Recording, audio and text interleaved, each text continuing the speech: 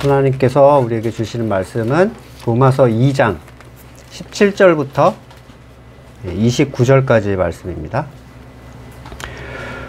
그런데 그대가 유대 사람이라고 자처한다고 합시다. 그래서 그대는 율법을 의지하며 하나님을 자랑하며 율법의 가르침을 받아서 하나님의 뜻을 알고 가장 선한 일을 분간할 줄 알며 눈먼 사람의 길잡이와 어둠 속에 있는 사람의 빛이라고 생각하며 지식과 진리가 율법의 구체화된 모습으로 들어있다고 하면서 스스로 어리석은 사람의 스승이요 어린아이의 교사로 확신한다고 합시다. 그렇다면 그대는 남을 가르치면서도 왜 자기 자신은 가르치지 않습니까? 도둑질 하지 말라고 설교하면서도 왜 도둑질 합니까? 간음을 하지 말라고 하면서도 왜 간음합니까? 우상을 미워하면서도 왜 신전의 물건을 훔칩니까? 율법을 자랑하면서도 왜 율법을 어겨서 하나님을 욕되게 합니까? 성경에 기록한 바 너희 때문에 하나님의 이름이 이방 사람들 가운데서 모독을 받는다 한 것과 같습니다. 율법을 지키면 할례를 받는 것이 유익하지만 율법을 어기면 그대가 받은 할례는 할례를 받지 않은 것으로 되어버립니다. 그러므로 할례를 받지 않은 사람이 율법의 규정을 지키면 그 사람은 할례를 받지 않았더라도 할례를 받은 것으로 여겨질 것이 아니겠습니까? 그리고 본래 할례를 받지 않았더라도 율법을 온전히 지키는 사람이 율법의 조문을 가지고 있고 할례를 받았으면서도 율법을 범하는 사람인 그대를 정죄할 것입니다. 겉모양으로 유대 사람이라고 해서 유대 사람이 아니요 겉모양으로 살갗에 할례를 받았다고 해서 할례가 아닙니다. 오히려 속사람으로 유대 사람인 이가 유대 사람이며 율법의 조문을 따라서 받는 할례가 아니라 성령으로 마음에 받는 할례가 참 할례입니다. 이런 사람은 사람에게서가 아니라 하나님에게서 칭찬을 받습니다. 아멘. 성경 본문을 파악하는 데 있어서 그 쓰여진 대상이 누군지 확인하는 건 참 중요한 일인데 거의 대부분 성경을 내 앞에 딱 두면 거기 써져 있는 내용은 곧 나에게 주시는 말씀 이렇게 생각하죠. 앞뒤 없이 그러니까 그 연말에 뽑은 성국카드 고민 없이 내게 주신 말씀이라고 생각하잖아요. 내가 진짜 거듭난 게 맞는지 그리고 성경에서 쓰고 있는 대상이 누군지 내가 거기에 그대로 적용할 수 있는 존재인지는 별로 생각하지 않습니다. 독사의 자식들아 누가 너희를 가르쳐 임박할 진노를 피하라 하더냐. 여기에 자기를 대입하는 사람은 없잖아요. 아 이놈들 그러고 지나가죠. 부르신 사람이 적다는 전제하에 사실 복음의 가치를 자기에게 적용할 수 있는 사람은 극소수일 것임이 분명한데도 내가 성경을 잡았으니 그럴 리가 없다라고 생각을 합니다. 1장 하반부와 2장 전반부에서 세상에 속한 자들을 두 부류로 나누어서 설명을 했어요. 그래서 자꾸 제가 앞쪽으로 돌아가는 이유는 이 큰 틀을 잊지 않기 위해서예요. 이 바울이 무엇으로부터 계속 얘기하고 있는지 이게 잘 잡혀야 8장에서 참된 가치를 비로소 바르게 적용을 할 수가 있습니다. 8장 1절에 그러므로 그리스도 예수 안에 있는 사람들은 정죄를 받지 않습니다. 8장까지의 내용이 뭐 짧다면 짧지만 여기까지 가는 여정은 굉장히 멀고 멉니다. 앞에서 계속 하는 얘기에 내가 1도 포함이 안 되는데 8장 1절을 딱 열고 나는 아무 정죄를 받지 않는다고 했다. 이런 식이에요. 왜냐하면 앞에서 무슨 얘기를 하는지 못 알아듣는 거예요. 성경을 읽어도 모르고 설명을 해줘도 모릅니다. 하지만 8장 1절의 말씀은 자기에게 적용을 하고 싶어 하죠. 그래야 지금까지처럼 자기 선을 추구하면서도 그리스도의 의를 입어 천국에 가는데 문제가 없으니까. 1장 하반부와 2장 초반부에서 자기 선악의 주권을 따라서 한쪽은 악한 행동, 세상적으로 악한 행동을 하고 한쪽은 자기 선악의 주권을 따라 악행을 하는 자들을 판단해요. 근데 이 사람들이 똑같이 하나님을 인정하지 않는 죄인들이라고 설명을 했습니다. 이미 이 범주에서 우리 한국인들이 거기에 들어가는 사람들이에요. 이방인들 가운데 있는 사람들이죠. 근데 오늘 본문부터는 갑자기 유대 사람이라고 자처하는 존재에 대한 언급을 해요. 사실 지금 우리에게 이 본문을 적용할 수가 없어요.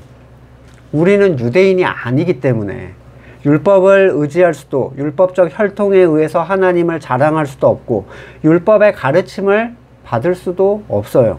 다만 우리는 이방인으로서 이 유대인들에게 던지는 바울의 책망을 통해서 우리가 조심해야 되는 부분, 그리고 유대인이 극복할 수 없는 한계가 무엇이었는지를 살필 수가 있을 뿐입니다.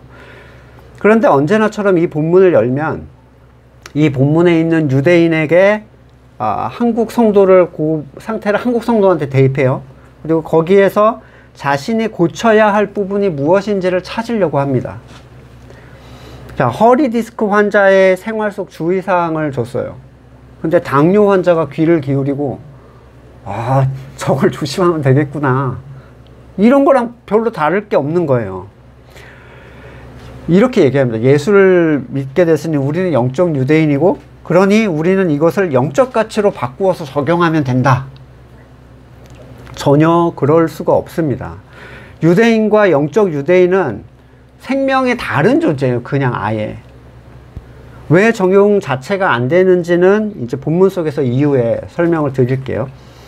세상에 속한 악행자, 그리고 세상에 속한 선행자, 또는 악을 비난하는 자, 그 이후에 전혀 새로운 존재가 등장하는데 바로 유대인이에요. 유대인이 있기 전에는 택하신 백성의 개념이라는 게 없었습니다. 아벨, 에녹, 노아, 이건 제가 성경 공부에서 언급한 적이 있어요. 특별한 케이스라고 얘기를 했죠. 그래서 그냥 은혜를 입은 개인적, 개별적 존재들이 있었을 뿐, 그들에 대한 하나님의 선택이 혈통을 따라서 민족적으로 이루어지지 않았어요. 그러나 아브라함의 등장 이후에 하나님은 아브라함의 혈통으로 하나님의 백성을 삼으시겠다고 약속을 하셨죠. 그런데 믿음의 조상 아브라함, 이삭, 야곱에 이르기까지는 하나님께서 그들에게 율법을 주시지 않았습니다. 하나님은 항상 먼저 찾아가서 그들과 소통을 하셨어요. 그리고 그들의 잘못에 대해서 언급하지 않습니다. 너 벌을 내려야 되겠다, 이런 게 없어요. 근데 그 자손들이 애굽에 들어가고 모세가 그들을 이끌어내면서 그들에게 율법이라는 게 드디어 주어집니다. 이 율법이라는 게 하나님의 법인데, 땅에 사는 피조물들에게 창조주의 법이 내려온 거예요. 엄청난 거죠. 이거는 그냥 하나님의 법문을 요약해서 딱, 자, 이거 10계명 새겨줄게, 요거다, 이게 아니라 애굽의 노예였던 그들에게 애굽에다가 10가지 재앙을 일으키시고 홍해를 가르고 따라오는 군대를 수장시키면서, 그러니까 엄청난 체험적 하나님이 주신 법인 거예요. 그 내가 체험했던 하나님이 그분의 법을 주셨다. 그래서 613가지, 하나님의 법이라는 것이 613가지밖에 없겠습니까?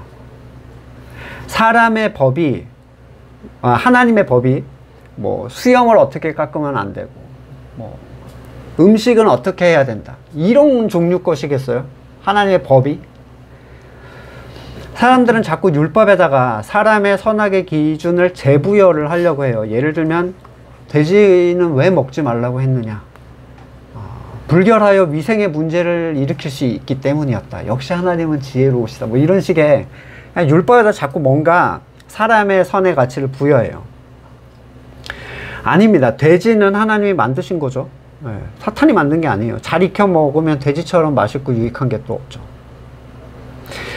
하나님께서 이스라엘 백성들에게 주신 613가지는 쉽게 말하면 이거예요. 내가 옳다고 하는 게 옳은 거고, 내가 아니라고 하는 게 아닌 거야. 이스라엘 백성은 그걸 지키기 위해서 살아갑니다. 쉽게 말하면 그 무한한 피조 세계, 상상할 수 없는 영적 세계에서 겨우 613가지 계명을 지켜보라고 주신 거예요. 그러니까 진짜 조금 주신 거예요. 진짜 조금 주신 거죠. 내가 옳다고 하는 것이 옳다고 인정하고 그것에 전심으로 동의할 수 있을 때까지 한번 해봐. 요만큼 줄 테니까.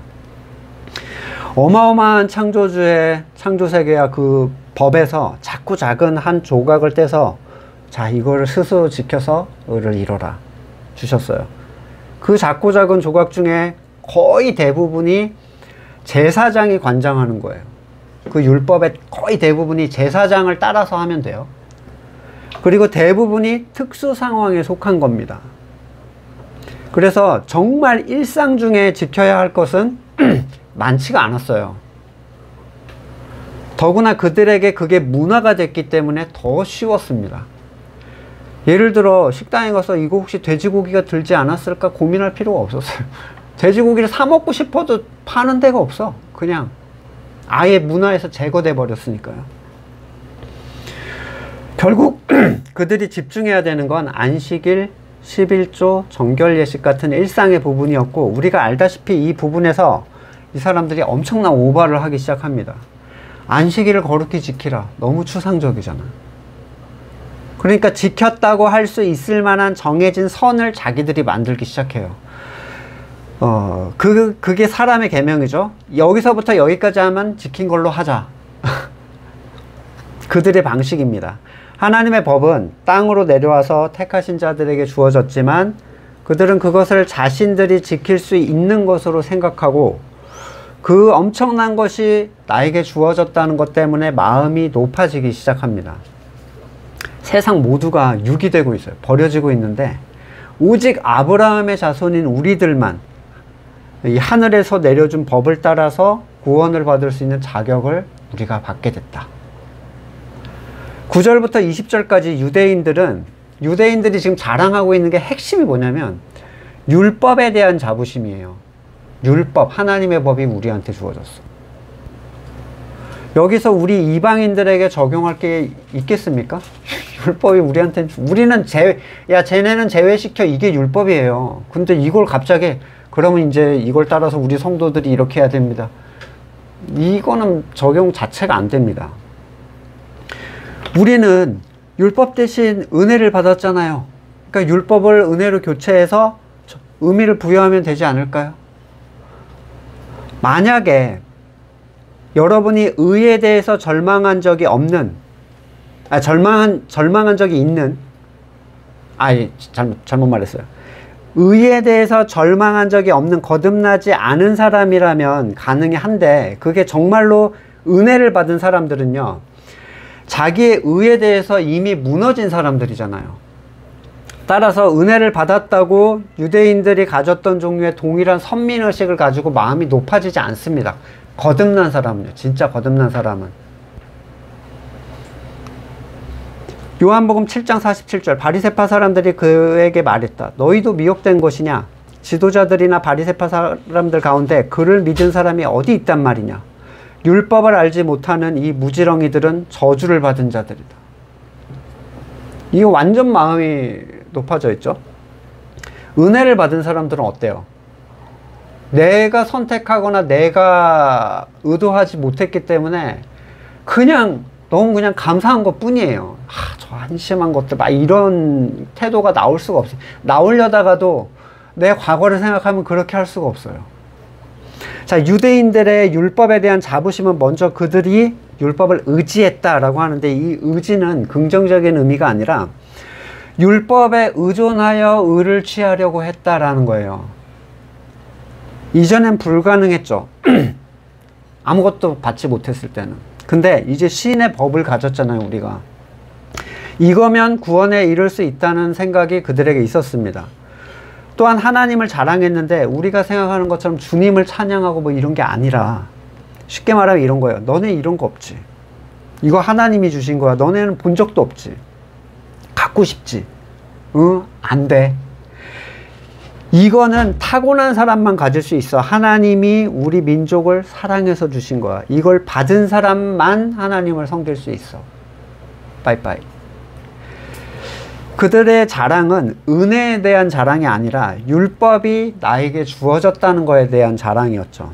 또한 그들은 율법에 의해서 어려서부터 가르침을 받았는데, 실제 유대인이 첫 돌이 지나면 하루 20분씩 베개머리 그 독서를 한대요. 그리고 5세 때 부모와 대화식 성경 공부를 시작합니다. 그리고 10세가 되면 토라를 이미 오독을 하고 미시나를 공부하고 15세부터 탈무드 공부를 한대요. 그리고 부모가 된 젊은 부부는 1년 동안 전액을 지원해서 이 신앙의 실제적 교육을 1년 동안 받게 해준대요. 생계와 관계없이 너가 거기에 몰입해서 배울 수 있도록 해주는 거예요. 우리가 지금 뭐 교회 학교에서 아이들에게 뭐 쉐마 교육이네 뭐 이런 자꾸 용어를 만들어 가지고 뭐 해보려고 하는데 명함을 못 내밀어요, 유대인한테는. 그게 그냥 삶이고 문화고 전부예요. 성인이 된 유대인은 정말 지식적으로 율법에 대해서 배워야 할 것은 다 배웠다라고 생각할 수밖에 없고, 그래서 내가 가장 선한 것이 무엇인지 분별할 줄 안다고 여길 수밖에 없습니다. 하지만 613개, 창조주의 선한 것을 613개로 어떻게 분별하겠어요? 분별하는 건 하나님의 영이 하시는 일이죠. 빌립보서 1장 9절에 내가 기도하는 것은 여러분의 사랑이 지식과 모든 통찰력으로 더욱 풍성하게 되어서, 사랑이 풍성하게 되어서 나타나는 게 분별이에요. 여러분이 가장 좋은 것이 무엇인가를 분별할 줄 알게 되는 것입니다. 사랑이 지식과 모든 통찰력으로 풍성하게 돼서 가장 좋은 것이 무엇인가를 분별할 줄 알게 되는 것. 그리하여 여러분이 그리스도의 날까지 순결함고 흠이 없이 지내며 예수 그리스도께서 주시는 의의 열매로 가득 차서 하나님께 영광과 찬양을 드리게 되기를 나는 기도한다. 네. 좋은 것에 대한 분별은 교회됨을 통해서 하나님의 사랑이 그 안에서 풍성해질 때 얻어지는 결과물이에요. 그러나 그들은 내가 알고 있다고 생각하기 때문에 누군가를 인도해 줄 수 있다고 여기죠. 물론 여기서 그들이 지식적으로 도움을 주는 대상은 유대인만 속해 있습니다. 이방인은 제외예요. 그들은 율법에서 벗어나는 행동을 하는 자기 동족들에게 자기가 빚을 줄 수 있는 존재다라고 생각하고, 지식과 진리가 율법의 구체화된 모습으로 들어있다라고 생각을 합니다. 그러니까 너무 엄청난 존재에게 받은 그 엄청난 것, 그러면 그 존재의 가치를 그게 높여주는데, 예를 들어 왕에게 받은 어주, 그냥 술일 뿐인데도 왕이 내린 건 달라요. 그죠? 뭐 가문의 자랑이야. 받는 사람에게는 이 상보다는 왕으로부터 왔다는 사실이 사실 더 큰 거거든요. 그들에게 법을 주신 존재가 창조주기 때문에 그 받은 것이 창조주의 가치의 전부라고 생각해버리는 결과에 이르렀어요. 진짜 조금 받았는데 이 다라고 이제 생각하기 시작한 거예요. 창조주가 예를 들면 한 100조쯤 되는 가치, 가늠도 안 잡히죠. 100조쯤 되는 가치를 여러분한테 줬다 생각해 보세요. 뭐 보석이든 물질이든 현금이든 간에. 그러면 근데 그것은 피조세계의 광대함을 생각할 때 100조는 아무것도 아니죠. 지극히 인간적인 생각에 관한 영역이고 또 영적 영역까지 생각하면 이건 뭐 없는 거랑 같은 거예요. 100조는. 근데 이것을 받은 존재가 그 받은 것 안에 모든 가치가 다 들어있다라고 생각을 하기 시작합니다. 하나님의 법의 그 작은 조각 안에 진리와 지식의 모든 것이 다 들어있다라고 여기기 시작했어요. 이 율법에 대해서 이렇게 여기기 시작한 거예요. 율법을 향한 유대인의 자부심, 사랑, 자랑, 열심은 정말 우리 상상을 초월해요. 뭘 생각하든 그들의 영역에 우리는 다가갈 수가 없어요. 유대인은 그 안에 모든 것이 들어있다고 생각하지만 그 안에 있는 참된 가치를 볼 수 있는 눈이 전혀 없었습니다. 고린도후서 3장 14절. 그런데 이스라엘의 백성의 생각은 완고해졌습니다. 그리하여 오늘날까지 이르기도 그들은 옛 언약의 책을 읽을 때 바로 그 너울을 벗지 못하고 있습니다. 그 너울은 그리스도 안에서 제거되기 때문입니다. 오늘까지도 그들은 모세의 글을 읽을 때 그 마음에 너울이 덮여 있습니다. 그러나 사람이 주님께 돌아서면 그 너울은 벗겨집니다. 주님은 영이십니다. 주님의 영이 계신 곳에는 자유가 있습니다. 그리스도 안에서 너울이 벗겨지며 그렇게 또 되면 그리스도 안에 있는 진리와 지식을 이제 그때 보게 되는 거예요. 예. 그래서 그 너울이 벗겨진 바울이 이렇게 감탄을 해요. 로마서 11장 33절. 하나님의 부유하심은 어찌 그리 크십니까? 하나님의 지식과 지혜는 어찌 그리 깊고 깊으십니까? 그 어느 누가 하나님의 판단을 헤아려 알 수 있으며 어느 누가 하나님의 길을 더듬어 찾아낼 수 있습니까? 이건 뭐 말로 표현할 수가 없는 거야. 여기에 갇혀 있다라고 얘기할 수가 없는 거예요. 그냥 그게 벗겨진 다음에는 그냥 할 말이 없는 거죠. 그래서 골로새서 2장 3절 그리스도 안에는 모든 지혜와 지식의 보화가 감추어져 있습니다. 이게 바울의 결론인 거예요.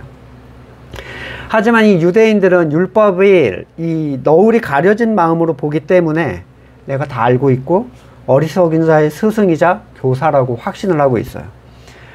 진리를 알고 있다라고 생각하면 이제 이렇게 될 수밖에 없는데, 그러면 거듭난 성도들도 그렇게 되는 게 아닌가? 아니에요. 그들은 그 일이 은혜로 이루어진 일이라는 것을 알고 있어요. 내 회심이 내가 전혀 의도할 수 없었다는 걸 알게 되면서 내가 진리를 알고 있으나 그것으로 내가 누군가를 바꿀 수는 없다. 이건 은혜로만 되는 일이다 라는 사실도 잘 알죠. 그래서 내가 인도자다 이런 생각을 할 수가 없어요. 하나님이 너를 건져내시기를, 이 정도인 거죠. 예수님은 인도자라고 생각하는 그들에게 눈먼 자라고 얘기를 하십니다. 누가복음 6장 39절 예수께서 비유 하나를 말씀하셨다. 눈먼 사람이 눈먼 사람을 인도할 수 있느냐? 둘이 다 구덩이에 빠지지 않겠느냐? 제자는 스승보다 높지 않다. 그러나 누구든지 다 배우고 나면 자기 스승과 같이 될 것이다. 어찌하여 너는 남의 눈 속에 있는 티는 보면서 네 눈 속에 있는 들보는 깨닫지 못하느냐? 너는 네 눈 속에 있는 들보를 보지 못하면서 어떻게 남에게 친구야, 내가 네 눈 속에 있는 티를 빼줄 테니 너는 가만히 있어라 하고 말할 수 있겠느냐? 위선자야 먼저 네 눈에서 들보를 빼내어라. 그래야 해야 그때 네가 똑똑히 보게 되어서 남의 눈 속에 있는 티를 빼줄 수 있을 것이다. 자, 한국인은 이방인인데 반유대인처럼 살아가고 있어요. 그래서 특히 교회 학교를 지나오면서 교사 한번 해보지 않은 사람은 찾아보기가 어렵죠. 말씀에는 아무런 관심도 없는 아이들을 앞에 앉혀놓고 복음의 말씀에 관심도 없는 교사가 둘이서 도대체 뭘 하고 있는 건지 모르겠어요. 이번에 한 형제가 보내준 그 영상 보니까 이제 애들은 관심이 없고 뛰어다니고 하는데 선생님이 기도를 하고 있는데 이 기도가의 의미를 이 사람이 알고 있는지, 둘 다 뭐 하고 있는지 모르는 거죠. 그래서 아이들이 관심 있는 걸 이제 교회로 가지고 들어옵니다. 얘들아, 이것 좀 봐봐. 어때? 재밌겠지?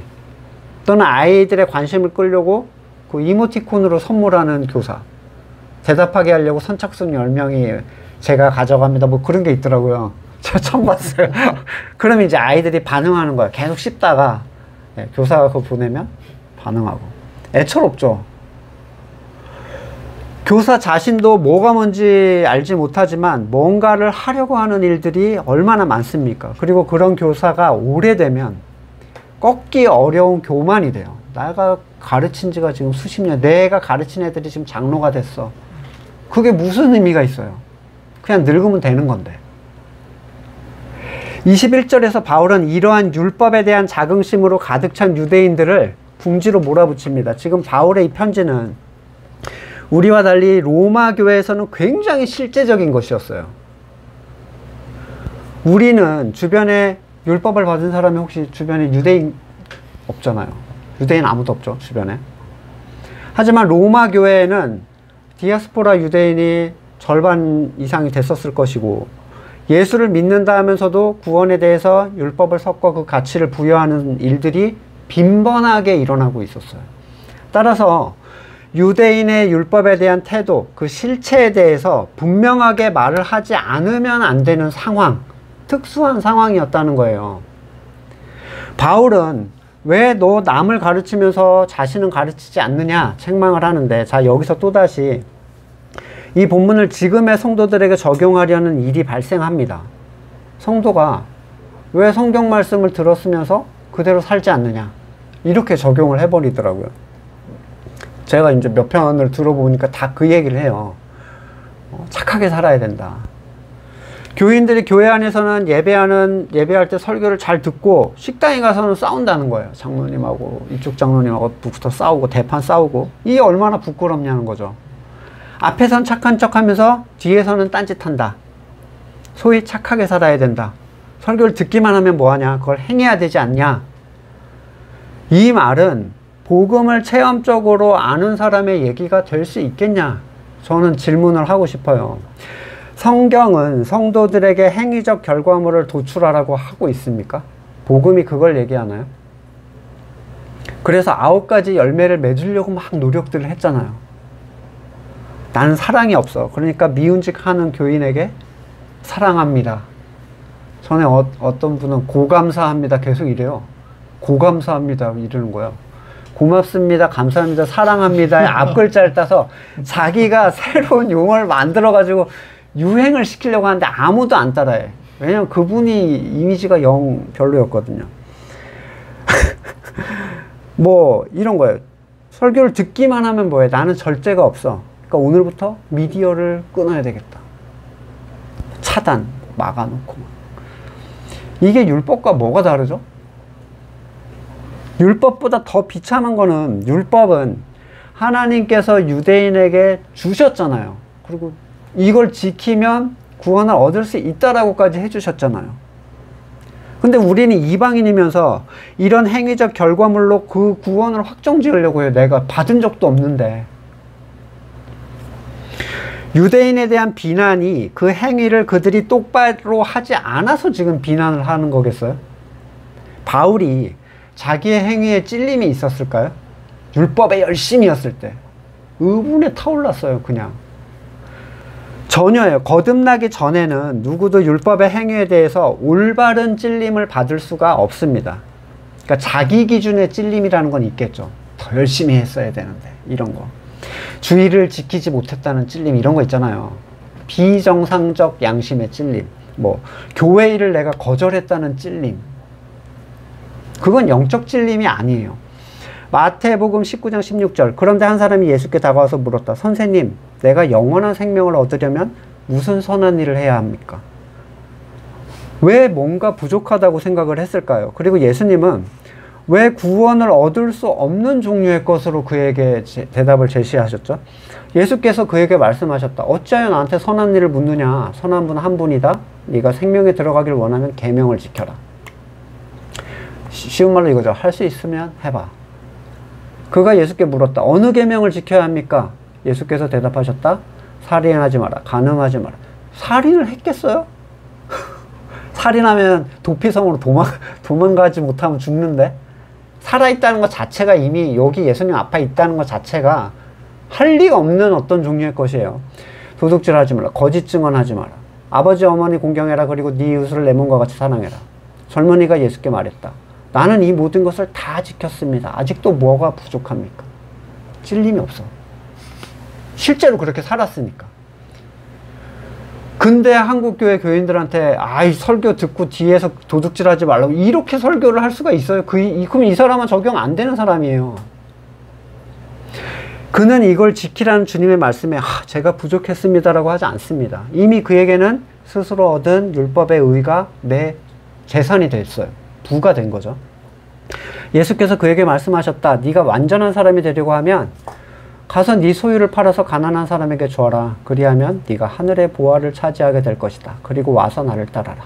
그러나 젊은이는 이 말씀을 듣고 근심하며 떠나갔다. 그에게는 재산이 많았기 때문입니다. 해놓은 게 너무 많아서 이걸 부정할 수 없는 거예요. 예수께서 제자들에게 말씀하셨다. 내가 진정으로 너에게 말한다. 부자는 하늘나라에 들어가기가 어렵다. 이 부자가 뭡니까? 자기가 의를 쌓아서 그걸로 자기의 재물이 된 사람들을 얘기하죠. 자기 의가 많은 사람은 절대로 주님의 의를 받아들일 수가 없어요. 근데 교인들에게 성경 말씀대로 살아내라라고 얘기를 하는 게 얼마나 말이 안 되는 얘기냐는 거예요. 그걸 살아냈으면 그게 그 사람의 의가 될 건데, 행위적으로 그걸 이걸 내가 해야지 라고 해서 그걸 할 수 있었으면 자기 의가 되는 거잖아요. 내가 만들어낸 거니까. 정말 예수님은 말씀을 의지적으로 지켜내는 존재를 원하시고 있는가? 그게 가능한가? 어떤 이들은 다음과 같은 본문을 근거로 얘기해요. 야고보서 1장 22절. 말씀을 행하는 사람이 되십시오. 그저 듣기만 해서 자기를 속이는 사람이 되지 마십시오. 이것 봐. 하래잖아. 예. 살아내지 못하면 아무 소용이 없어. 우리는 행해야 돼. 하지만 뒤에 본문까지를 잘 읽어보시면, 자, 아까 야고보서 1장 23절이에요. 말씀을 듣고도 행하지 않은 사람은 있는 그대로의 자기 얼굴을 거울 속으로 들여다보기만 하는 사람과 같습니다. 이런 사람은 자기 모습을 보고 떠나가서 그것이 어떤지 곧 잊어버리는 사람입니다. 그러나 완전한 율법, 곧 자유를 주는 율법을 잘 살피고 끊임없이 그대로 사는 사람은 율법을 듣고 잊어버린 사람이 아니라 그걸 실행한 사람인 것입니다. 이런 사람이 그가 행한 일에 복을 받을 것입니다. 자, 야고보가 말하는 완전한 율법은 뭐예요? 모세 율법입니까? 아니면 당연히 야고보가 모세 율법을 지키라고 할 리는 없죠. 예, 그건 아닐 거예요. 모세 율법은 자유를 주는 게 아니라 멍해라고 표현을 했어요. 자기네들도. 자유의 율법은 복음이에요. 하나님께서 이루시는 일들, 믿음으로 성취되는 의, 결국 자기의 무능과 무지를 인정하고 그리스도를 의지하는 일이 그들로 하여금 행하게 만들어준다는 지극히 복음적 결론의 얘기를 하고 있는 거예요. 그러니까 듣고만 잊어버리는 그래서 네가 스스로 행위를 채워서 하라는 얘기를 하는 게 아니란 얘기예요. 요한복음 6장 29절, 하나님께서 보내신 일을 믿는 게 곧 하나님의 일이다. 예수님께서도 아버지의 뜻을 행하라고 하셨죠. 마태복음 7장 21절, 나더러 주님 주님 하는 사람이라고 해서 다 하늘나라에 가는 것이 아니다. 하늘에 계신 내 아버지의 뜻을 행하는 사람, 그분의 선악의 주권을 따르는 사람을 얘기하는 거지, 그거를 모세처럼 아버지의 뜻을 따르라고 했으니까 그걸 따라가라는 얘기 아니죠. 마가복음 3장 35절, 누구든지 하나님의 뜻을 행하는 사람이 곧 내 형제요 자매요 어머니다. 하나님의 뜻이 율법을 완수하는 게 아니잖아요, 스스로. 여기서 주님께서 행하라고 하신 아버지의 뜻은 당연히 모세의 계명도 아니고, 아니면 오른밤을 때리면 왼밤도 내밀어라, 원수를 사랑해라, 화내지 마라 하신 항목의 어떤 실천인가. 우리는 이미 구약에서 그 작은 것도 행하는 것이 불가능한 것임을 구약의 역사를 통해서 배워왔어요. 근데 사람들은 신약마저도 새로운 항목으로 만들어서 성도들한테 지키라고 합니다. 그러니까 지키라고 이 본문이 설교가 되면 이건 완전 딴 데로 가 있는 거예요. 마태복음 7장 24절, 그러므로 내 말을 듣고 그대로 행하는 사람은 반석 위에다 자기 집을 지은 슬기로운 사람과 같을 것이다. 예수님께서 하신 말씀은 뭔가요? 그분의 명령? 누구에게 명령하시는 거죠? 자, 요한복음 15장 4절에서처럼 내 안에 머물러 있어라. 그리하면 나도 너희 안에 머물러 있겠다. 가지가 포도나무에 붙어 있지 않으면 스스로 열매를 맺을 수 없는 것과 같이 너희도 내 안에 머물러 있지 않으면 열매를 맺을 수 없다. 나는 포도나무여 너희는 가지다. 사람이 내 안에 머물러 있고 내가 그 안에 머물러 있으면 그는 많은 열매를 맺는다. 너희는 나를 떠나서는 아무것도 할 수 없다. 예수님께서는 특정 항목을 모세의 율법처럼 지켜내라고 하시는 게 아니에요. 그건 옛 언약이죠. 예수님은 하나님께서 택하시어 그 절망을 보게 하신 자들을 부르십니다. 그리고 의를 얻는 일에 대하여 나를 믿어라. 내가 할 거야. 이 얘기를 하고 계신 거예요. 오직 절망을 보게 된 사람만이 그게 무슨 말인지를 압니다. 그리고 그분이 지키라고 한 게 무엇인지를 알 수 있어요. 절망을 본 사람, 그러니까 거듭난 사람만이 이게 무슨 얘기인지 안다고요. 주석에서는 21절부터 나오는 겉과 속이 다른 유대인의 모습을 좀 실제적인 걸로 묘사를 해놨어요. 그래서 실제로 그들은 도둑질을 했었다, 간음이 일상적이었다, 또 우산의 신전에서 물건을 훔쳤었다. 하지만 바울은 굉장히 보편적으로 얘기를 해버려요. 유대인이라는 아무개를 놓고 이걸 당연히 하고 있는 사람처럼 얘기를 한다고요. 그러니까 실수하거나 한두 가지를 어긴 게 아니라 네가 여기 다 적용이 돼 있어, 이렇게 얘기하는 거예요. 우리가 지난 시간에 말한 대로 하나님이 보시기에 지켰느냐, 이게 중요한 거거든요. 때로 유대인들의 경건한 삶은 아까 부자 청년처럼 스스로에게는 가능한 것처럼 드러납니다. 나는 절대로 어기지 않았어 라고 할 수 있어요. 행위적으로 완벽해 보이는 일들, 어쩌면 뒤에 가서 다른 행동을 전혀 하지 않았을 수도 있는데 순수했을 수도 있겠죠. 근데 그게 중요한가? 나는 이런 짓을 절대 하지 않았어. 스스로 행동에 재갈 물리고 나는 절대 그런 짓을 하지 않았다고 해도 그게 하나님 앞에서 중요한가? 이 얘기예요.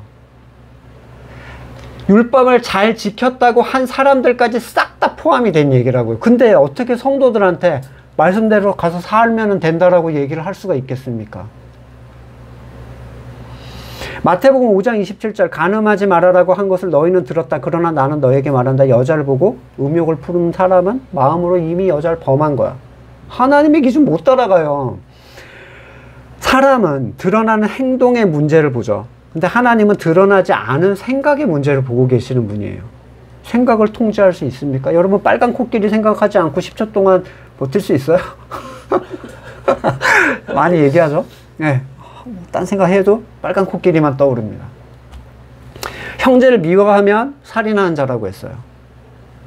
아무리 자기 행동을 스스로 제어해도 생각까지 제어할 수 없으면 하나님이 보시기엔 그냥 죄인이라는 거예요. 그러면 지금 바울이 야 생각을 제어해야 된다 이 얘기를 하나요? 아닙니다. 사람이 생각을 제어할 수 없는 존재라는 걸 바울 스스로가 제일 잘 알고 있어요. 그래서 로마서 7장에서 내 의지, 거듭난 의지와 반대로 행동하는 다른 존재에 붙잡혀서 그 앞에 앉아있는 자기 자신을 보잖아요. 그게 내 안에 있는 죄다라고 얘기를 하잖아요. 유대인들은 율법을 자랑했으나 그것으로 하나님의 이름을 모독받게 했어요. 왜냐하면 율법을 받고도 하나님의 본뜻과 전혀 상관없는 결과물들을 자랑했고 지향했기 때문에 이방 사람들이 유대인의 잘못된 태도로 인하여 하나님이 왜 모독을 받는 것일까? 율법을 안 지켜서 하나님을 이름이 모독됐겠어요? 유대인들이 율법을 안 지켜서? 그들이 안식일과 11조를 잘 지키고 제사법을 잘 지키면 유대인들의 잘 지키는 행동을 통해서 이방인들이 하나님을 높였겠어요? 자기들은 다 제외되어 있는데? 전혀 그 얘기가 아니에요. 이걸 성도가 착하게 살아야 안 믿는 사람이 하나님께 영광을 돌린다는 말도 안 되는 얘기로 연결하는 건 완전 어거지예요. 세상은 하나님의 뜻대로 사는 존재를 절대로 칭찬하지 않습니다. 그게 성경이 하는 얘기예요. 그러면 유대인들이 율법에 의해서 이런 잘못된 태도를 갖는 것이 이방인으로 하여금 왜 하나님을 모독하게 하는 결과가 되는가? 그것은 하나님의 명령을 받은 그들이 하나님의 선악의 주권을 따를 수 없으면서도 가능한 것처럼 보이게 만들어놨기 때문이에요. 지금도 우리는 율법에 대한 유대인의 모습을 보면서 뭔가를 지켜서 구원을 얻을 수 있다고 생각하잖아요. 그게 유대인들의 태도로부터 우리에게 내려온 거예요. 신에 대한 모독입니다. 그분밖에 하실 수 없는 일, 그분의 아들의 희생을 통해서 이루어진 일, 구원을 사람의 힘으로 가능한 것처럼 바꿔놨다는 거예요. 유대인들이 율법을 가지고. 그들이 율법 앞에서 스스로 겸손해지고 은혜를 구하게 돼야 그게 하나님께 영광을 돌리는 일이에요. 그건 하나님밖에 못한다고 하는구나. 이게 영광을 돌리는 일이에요. 율법 중에 가장 핵심이 되는 율법의 하나가 할례죠. 할례. 표식. 그것은 사람의 의지가 생기기 전에, 베이비 때 타인에 의해서, 부모에 의해서 자기 몸에 새겨지는 주어진 율법이에요. 실패가 없죠. 부모가 정상적이라면 실패할 리가 없어요. 애가 부모가 낳은 지 8일 만에 할례를 행하면 더 이상 할례의 부분에 대해서는 그걸 어길까 신경 쓸 필요가 없습니다. 완성된 율법이죠. 거의 자기 몸에 완성된. 근데 사실 할례는 율법이 있기 전에 아브라함에게 주어진 것이었고, 그것은 그가 할례가 그를 의롭게 한 게 아니라 의롭게 되었다는 하나님의 표시였어요. 근데 예수님의 관점으로 돌아와 볼게요. 아까 아브라함에게는 율법이 주어지지 않았다라고 말씀드렸지만 그 안에 이미 하나님의 법이 있었고 그는 실패하지 않았어요. 창세기 26장 4절에 이삭에게 하는 얘기입니다. 너의 자손이 하늘의 별처럼 많아지게 하고 그들에게 이 땅을 다 주겠다. 이 세상의 모든 민족이 네 씨의 덕을 입어서 복을 받게 하겠다. 이것은 아브라함이, 네 아버지 아브라함이 나의 말에 순종하고 나의 명령, 나의 계명, 나의 율법, 나의 법도를 잘 지켰기 때문이다. 아니 준 적이 없는데 아브라함이 뭐 받았어요? 이걸 지켜야 한다. 준 적도 없는 명령, 계명, 율례, 법도를 어떻게 잘 지킵니까? 게다가 이미 아브라함이 율법의 자녀 이스마엘을 낳은 후에도 하나님은 이삭에게 그 아버지 아브라함에 대해서 이런 평을 해주고 있어요. 이 율법의 자녀 이스마엘을 낳았다는 건 뭐예요? 하나님의 명령을 따르지 않았다는 거잖아요. 하나님이 보실 때의 순종과 사람이 볼 때의 순종은 달라요. 우리는 우리의 마음에 들도록 순종하려고 하잖아요. 내가 하면 지킨 거야. 이게 순종이죠, 우리는. 하지만 하나님이 보실 때의 순종은 하나님이 하신 일의 결과물일 뿐이에요. 율법을 온전히 지키는 사람은 아브라함과 같은 사람이고 우리는 그런 사람을 믿음의 사람이라고 하는데 로마서 4장 11절 아브라함이 할례라는 표를 받았는데 그것은 그가 할례를 받지 않은 상태에서 이미 얻은 믿음의 의를 확증하는 것이었습니다. 그래서 그는 할례를 받지 않고도 믿는 모든 사람의 조상이 됐으니 이것은 할례를 받지 않은 사람도 의롭다는 인정을 받게 하려는 것이었습니다. 여러분 아직도 성경 말씀에 있는 걸 율법처럼 지켜서 의를 얻으려고 하시는 분이 혹시 계신가요? 모이기를 힘쓰라 뭐 이런 거 있잖아요. 지금 우리 모여 있는데 여러분 모이기를 힘쓰라는 명령을 수행하려고 모이신 거예요?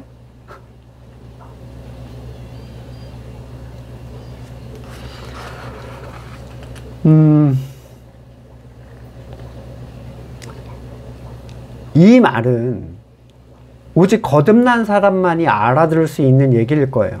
그래서 뻔한 질문이 나옵니다. 항상 거듭나지 않은 분들에게. 그래서 하라는 거냐 말라는 거냐. 우리는 이 질문을 넘어선 사람들이에요. 쉬고 있으나 달리고 있는 사람들. 하나님의 율법이 그 마음 안에 있는 사람만이 하나님한테 인정을 받습니다. 밖에 있는 사람들은 지켜야지라고 하잖아요.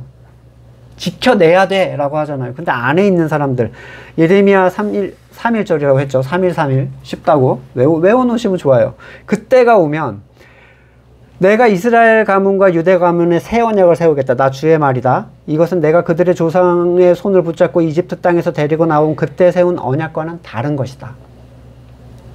그때 세운 언약의 특징은 뭐예요? 네가 지켜 라는 거잖아요. 이건 네가 지키라고 하는 게 아니라는 거예요.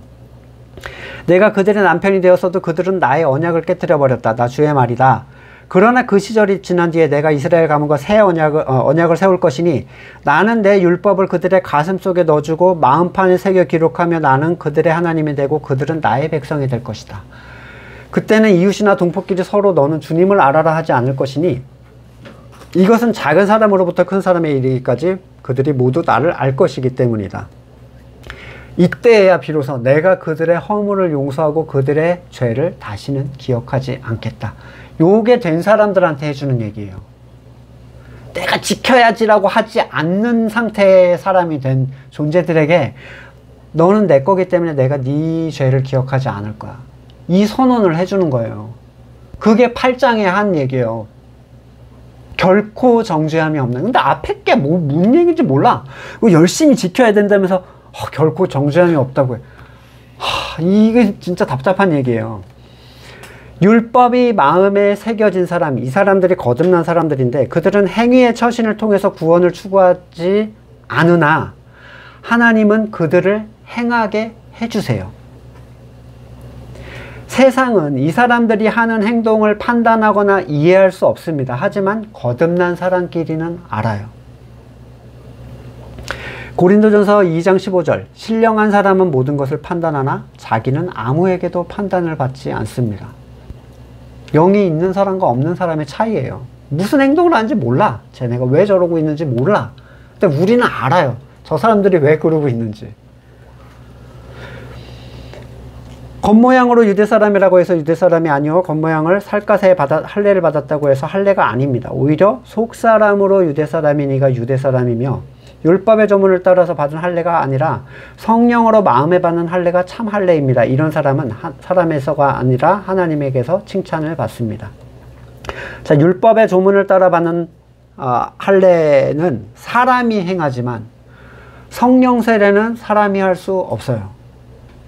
그건 창세 이전의 택정하심을 따라 하나님의 때에 그 사람에게 이루어지는, 그러니까 사람의 의나 의도나 노력이나 간구가 섞일 수 없는 종류의 것이에요. 대부흥 집회, 뭐 성령 집회, 이런 표현이 남발되잖아요. 우리가 그런 현수막을 건다고 해서 성령이 그 시간에 찾아오셔서 뭔가를 하셔야 되는 게 전혀 아니에요. 바람이 어디로부터 어디로 가는지 알 수 없는 것처럼 하나님에게서 난 사람은 그러하다. 하나님에게부터 났기 때문에 하나님께 칭찬을 받는 거예요. 네가 뭘 했기 때문에 칭찬을 받는 게 아니라고요. 그는 자기의 의지나 노력이 아니라 머리를 따라 열매를 맺게 되는 자이기 때문에 하나님은 하나님이 하신 일을 기뻐하시는 분이에요. 따라서 오늘 본문은 성도들에게 말씀을 지켜내라. 듣기만 하지 말고 그렇게 살아야 돼.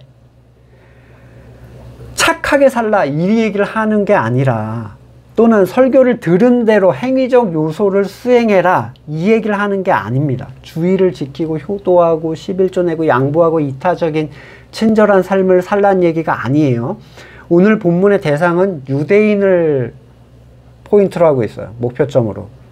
그들이 하나님의 율법의 한 조각을 가지고 얼마나 하나님의 이름을 모독하는 행위를 했는가. 뭘로 했죠? 지켜낼 수 있어라고 하는 거. 행위로 가능해. 해야만 돼 라고 한 게 하나님의 이름을 모독했다라는 거예요. 그걸 굉장히 잘 보여주고 있고, 이것이 사람의 의지와 노력과 의로 가능하다고 한 자체가 신성 모독이다라는 겁니다. 뿐만 아니라 참된 유대인, 택하신 백성은 사람으로부터 나는 게 아니라 하나님으로부터 난다는 사실을 분명하게 드러내줍니다. 1장 17절을 다시 기억하셔야 돼요. 하나님의 의가 복음 속에 나타납니다. 이 일은 오로지 믿음에 근거하여 일어납니다. 이 초점으로 로마서가 계속 바울이 얘기하고 있는 로마서의 발자취를 우리가 함께 따라갈 수 있기를 소망합니다. 네, 말씀을 놓고 같이 기도하겠습니다. 기도하시고 제가 기도하고 마치겠습니다. 율법을 가진 자들의 실패를 본문 속에서 바라봅니다. 은혜로 구원을 받았음에도 불구하고 스스로의 의지와 스스로의 힘으로 무엇을 채워서 하나님의 마음에 들고자 하는 우리의 나약함을 봅니다. 사람이 하는 일과 하나님이 하시는 일엔 분명한 선이 있음을 고백합니다. 구원하신 그대로 우리의 마음에 새겨주신 그 음성을 따라 살 수 있는 우리가 되도록 은혜를 베풀어 주시옵소서. 보내신 자를 믿는 것이 하나님의 이름을 고백하는 자들이 되기를 원합니다. 지금은 우리 구주 예수 그리스도의 은혜와 하나님의 사랑과 성령의 교제케 하심이 행하게 하시는 하나님을 가만히 서서 바라보기를 소망하는 성도들과 그의 삶의 자리 가운데 지금으로부터 영원까지 함께 하시기를 간절히 축원드립니다. 아멘.